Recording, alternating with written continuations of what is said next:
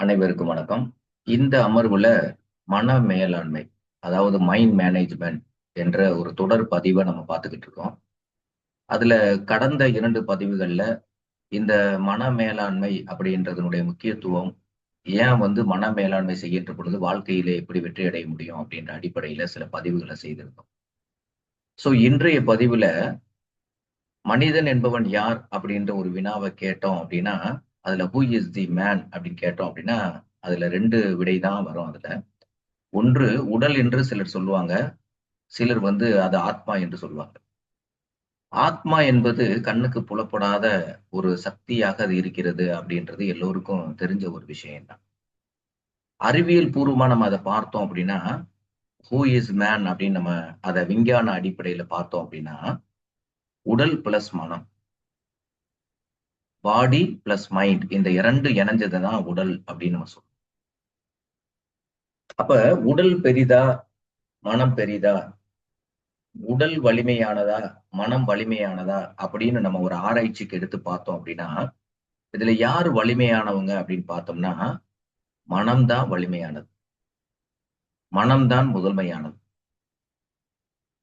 இந்த உலகத்துல மனித குலத்துக்கு ஏற்படக்கூடிய பல்வேறு பிரச்சனைகளுக்கு, அது உடல் சார்ந்த பிரச்சனைகளாக இருக்கட்டும், இல்ல மனம் சார்ந்த பிரச்சனைகளா இருக்கட்டும், இல்ல பொருளாதாரம் சார்ந்த பிரச்சனைகளாக இருக்கட்டும், இல்ல குடும்ப உறவுகள் சார்ந்த பிரச்சனையாக இருக்கட்டும், இல்ல தான் செய்யக்கூடிய தொழிலில் ஏற்படக்கூடிய பிரச்சனைகளாக இருக்கட்டும். இப்படி எந்த பிரச்சனையை நீங்க எடுத்து அதனுடைய அடிப்படை, அதோட மூலத்தை நீங்க ஆராய்ஞ்சு பார்த்தோம்னா, அதுக்கு அடிப்படை என்பது மனம்தான் அப்படின்னு சொல்லுவாங்க. அதாவது சிந்தையின் நிறைவே செல்வம் என்று சொல்லுவாங்க. செல்வத்தினுடைய நிறைவு என்பது சிந்தையினுடைய நிறைவு தான் செல்வத்தினுடைய அளவுகோலாக அது சொல்றாங்க அப்படின்னு நம்ம முன்னோர்கள் பார்த்திருக்கோம் சொல்றத.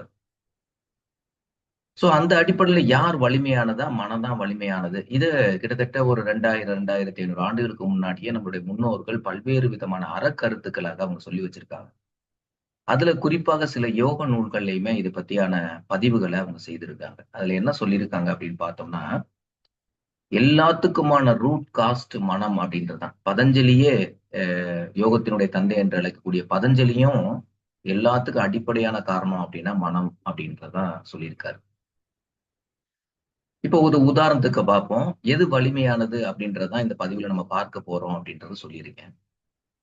உடல் வலிமையா, மனம் வலிமையா அப்படின்னு நம்ம பார்த்தோம் அப்படின்னா, அதாவது இந்த இடத்துல மனம் என்று சொல்லக்கூடிய ஒரு மறைபொருள் அப்படின்றது, இது எதனுடைய உட்பொருளாக வச்சு நம்ம பேசுறோம் அப்படின்னா, ஆன்மாவினுடைய ஒரு உட்பொருளாகத்தான் இத வச்சு நம்ம பேசுறோம்.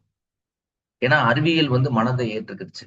மனத்தினுடைய செயல்பாடுகள மனிதன் செய்யக்கூடிய நடத்தைகளை இருந்து அவனுடைய பிஹேவியர்ஸ் அடிப்படையில பிஹேவியருடைய பார்த்து அவனுடைய மனதினுடைய செயல்பாடுகள அவங்க கணிக்கக்கூடிய அளவுல தான் இந்த உளவியல் துறை வளர்ந்துகிட்டு இருக்கு.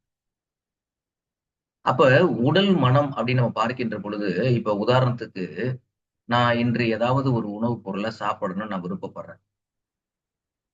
அந்த சாப்பிடணும்னு விருப்பப்படக்கூடிய உணவுப் பொருள் ஒரு குறிப்பிட்ட அ கடையில கிடைக்குது அப்படின்னா, இப்ப முதல்ல என்ன அப்படின்னா, அந்த ஒரு குறிப்பிட்ட பொருள சாப்பிடணும் அப்படின்ற உணர்வு நான் என்னுடைய மனதுல இருக்கக்கூடிய எண்ணத்துல தான் அந்த உணர்வு தோன்றியிருக்கு. அந்த உணர்வு தோன்றுன உடனே என்ன பண்ணுவேன் அப்படின்னா, நான் உடனடியாக அத சாப்பிடுன்ற அந்த எனக்குள்ள தோன்றும். அந்த ஆசை ஏற்படும். அந்த ஆசை ஏற்படுகின்ற பொழுது, அந்த கடை எங்கே இருக்கோ அதை நோக்கி என்னுடைய உடலை, என்னுடைய மனம் கூட்டிச் செல்லும். ஆனா உடல் மனத கூட்டிச் செல்லாது. எது வலிமையானதுன்னு பார்த்தோம்னா மனம் தான். மனம் எத செயல்படுத்தணும்னு நினைக்குதோ, அத செயல்படுத்துவதற்கு கருவியாக பயன்படுத்துவது இந்த உடல் அப்படின்றத தெளிவா புரிஞ்சுக்கணும். இந்த உடல்ல ஏற்படக்கூடிய எந்த வியாதிகளாக இருக்கட்டும், எல்லாத்துக்குமே அடிப்படையான காரணம் இந்த 5 புலன்களுடைய அளவு முறை மீறல் தான் அப்படின்றது உங்களுக்கு தெரியும். இந்த 5 புலன்களுடைய அளவு முறை மீறுகின்ற பொழுது, அதன் காரணமாக நம்மளுடைய மனதிலே ஏற்படக்கூடிய மன அழுத்தங்களும் எதிர்காலத்திலே பல்வேறு விதமான வியாதிகளை கொண்டு சேர்ப்பதற்கான ஒரு களமாக இது இருக்கிறது. அத ரொம்ப தெளிவாவே நம்ம புரிஞ்சுக்கணும். எந்த என்னான்னு வச்சுக்கட்டும். இப்ப ஒரு எதிராளி இருக்காங்க. எதிராளியோட அவங்களோட சண்டை இடணும் அப்படின்னு நீங்க நினைக்கிறீங்க அப்படின்னா, முதல்ல உங்களுடைய மனதுல அதற்கான எண்ணம் தோன்றும். அப்ப வித்து எது? விளைநிலை எது? அப்படின்னா மனம் தான். மனத் மனம் அதனுடைய வித்தாக அதாவது மனதிலே இருந்து தோன்றக்கூடிய எண்ணங்கள் தான் அதனுடைய வித்து.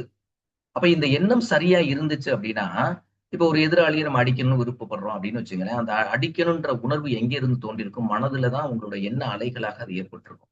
அந்த எண்ண அலைகளை நீங்க முறைப்படுத்திட்டீங்க அப்படின்னா, நம்ம என்ன பண்ண முடியும்? எதிராளிய போய் அடிக்க மாட்டோம்.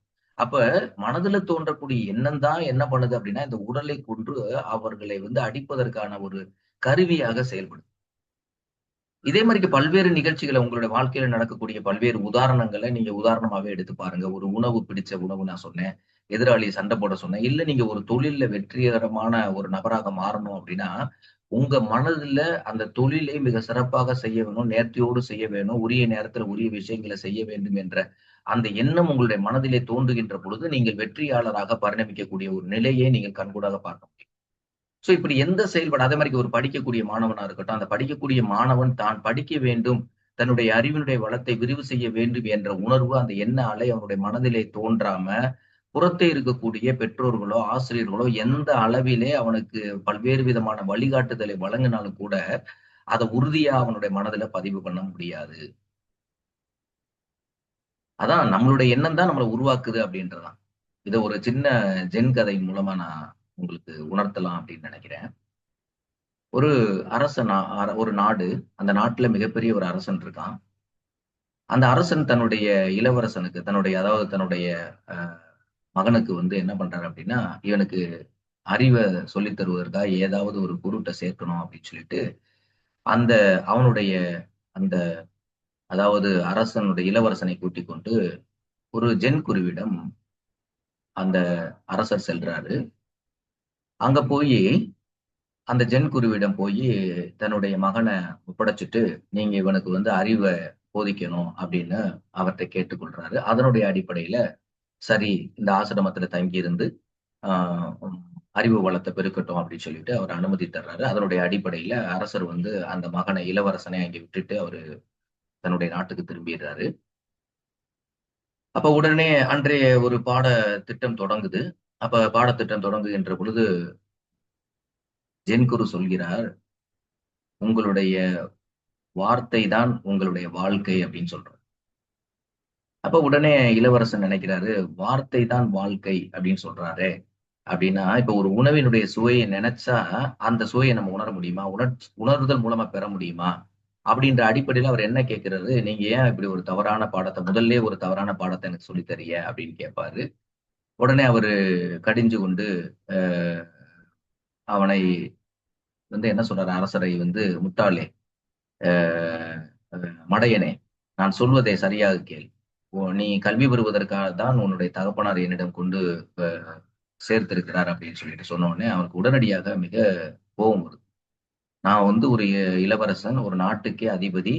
என்னை ஒரு ஜென் குரு ஒரு சின்ன ஒரு கூரை கீழ இருக்கக்கூடிய ஒரு ஜென் குரு என்னை இப்படி திட்டுவதா? அப்படின்னு சொல்லிட்டு தன்னுடைய இடுப்பிலே இருக்கக்கூடிய கத்தியை உருவி அவருடைய கழுத்திலே வைக்கின்றார். அப்படி கழுத்திலே வைக்கின்ற பொழுது உடனடியாக அ குரு சொல்கிறார், ஜென் குரு, "நீங்கள் மிகப்பெரிய மாவீரர். நீங்கள் மிகப்பெரிய நாட்டை ஆளக்கூடிய மன்னனாகப் போகிறீர்கள். அ நான் ஒரு சின்ன ஒரு மதகுரு தான். ஆனா நான் என்னைய நீங்க உயிரோட அ விடுங்க. நான் ஏதோ தெரியாம தவறு செஞ்சு உங்கள இப்படி வார்த்தையால சொல்லிட்டேன்" அப்படின்னு சொல்லிட்டு அவரு சொல்றாரு. அன்பா சொல்றாரு. அந்த அன்பா சொன்ன உடனே உடனடியாக அந்த கத்திய எடுத்து அ அவனுடைய இடுப்பிலே சொருகிக் கொள்கிறான் இளவரசன். அப்படி சொருகிக் கொண்ட உடனே மீண்டும் பாடத்தை தொடங்குகிறார் ஜெயக்குரு.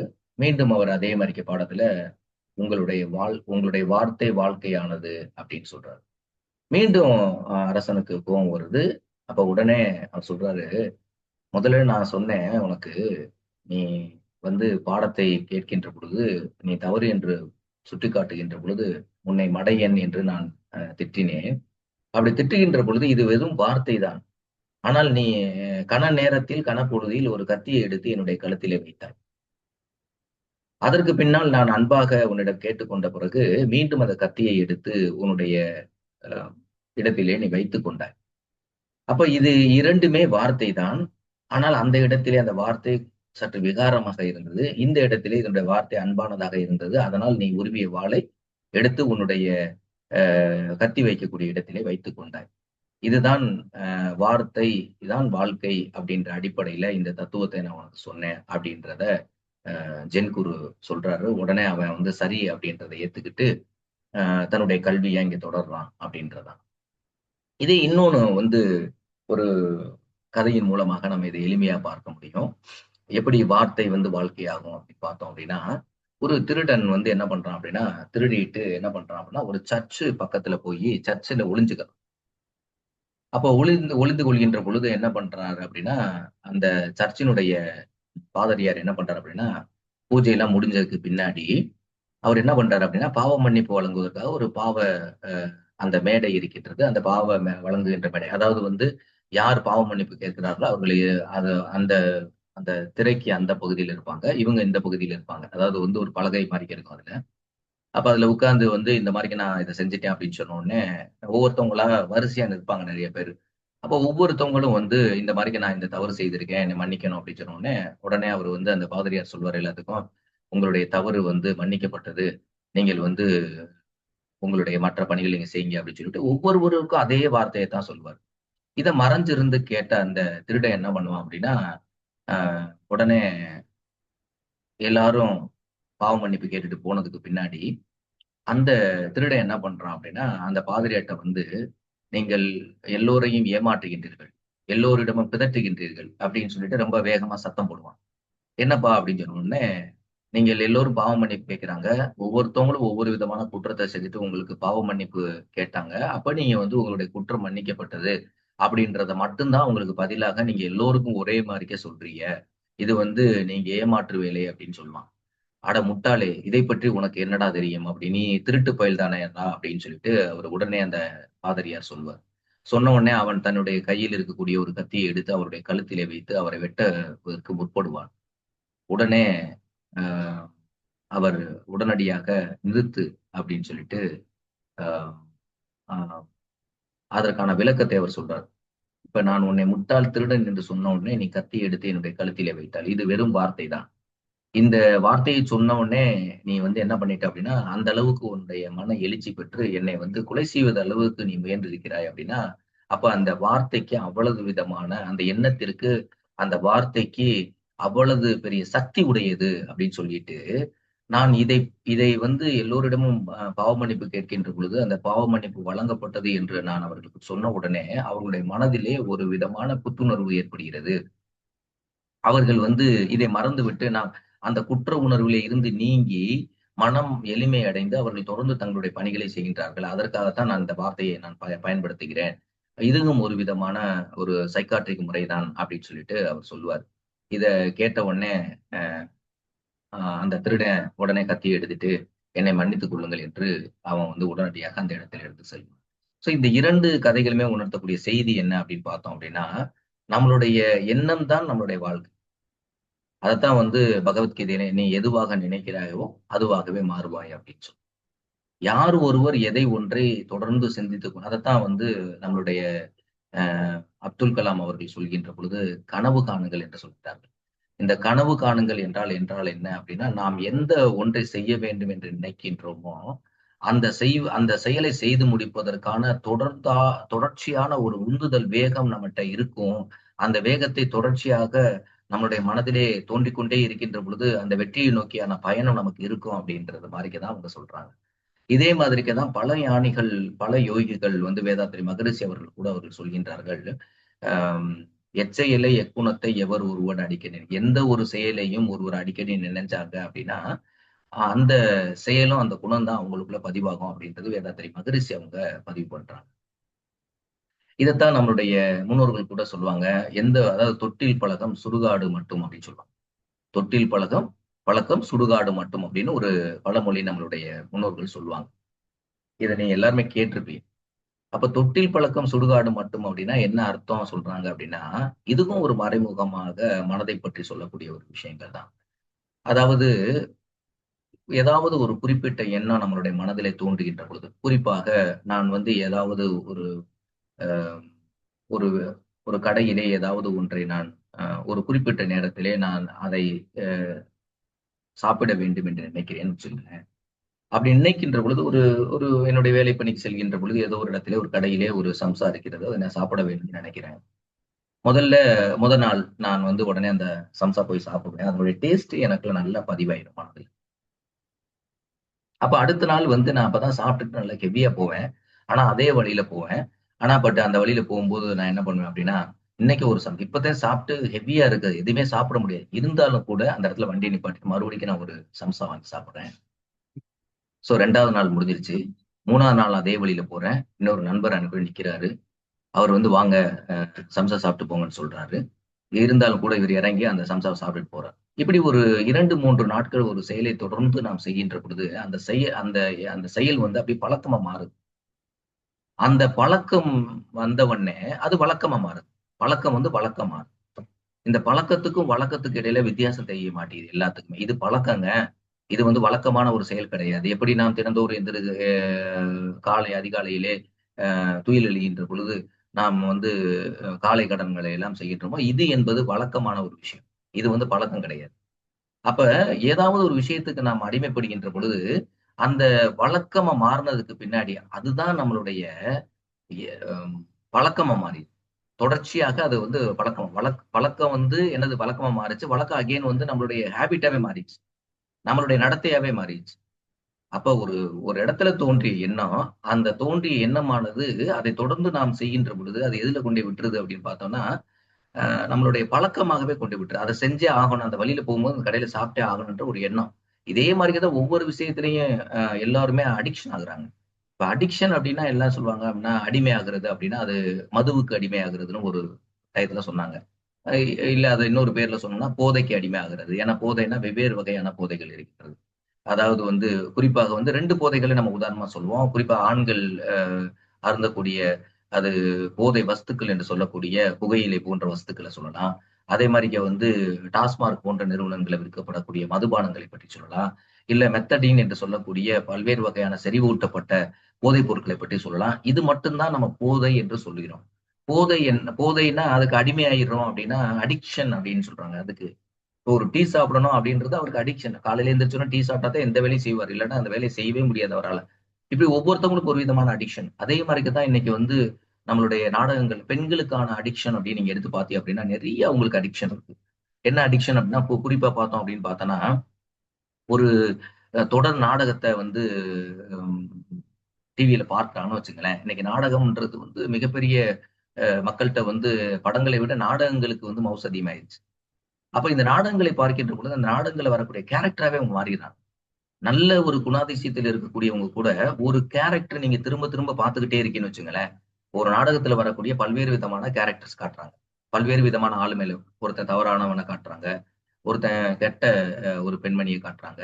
இல்ல ஒரு கெட்ட ஆண்மகன காட்டுறாங்க. இப்படி பல்வேறு விதமான கேரக்டர பார்க்கின்ற பொழுது, உங்களுடைய உங்களுடைய மனம் அறியாம ஏதாவது ஒரு கேரக்டர் மேல உங்களுக்கு அ அழுத்தமான ஒரு உணர்வு போகும்ன்ற பொழுது, அந்த கேரக்டராவே நம்ம அந்த கேரக்டர் மூலம் நம்ம வந்து எண்ண அலைகள் வர ஆரம்பிக்கும் நம்மளுக்கு. நம்ம குடும்பத்துல அத பிரதிபலிக்க ஆரம்பிக்கும்.